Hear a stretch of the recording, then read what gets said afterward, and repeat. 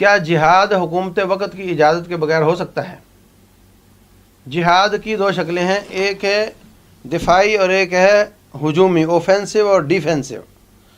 اگر تو آپ کے پورے مسلمان امن سکون سے ہیں، کسی کو کوئی پرابلم نہیں، اور اسلام کو مزید پھیلانے کے لیے جہاد ہو رہا ہے، تو اس میں تو حکمران سے بھی پوچھا جائے گا، والدین سے بھی پوچھا جائے گا، اور اس میں اور بھی کئی چیزیں انوالو ہوتی ہیں۔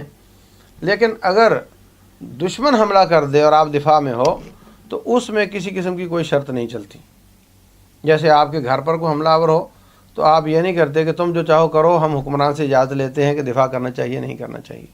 تو مسلمانوں کا ملک بھی آپ کا گھر ہے، اس پر حملہ آور کو دفاع کرنے کے لیے کوئی شرط نہیں ہوتی۔ البتہ مسلمان امن سکون سے ہوں اور ان کی اسلام کو مزید پھیلانے کے لیے فتوحات کا سلسلہ ہے، اس کے لیے یہ شرطیں پوری کی جاتی ہیں۔ واللہ اعلم۔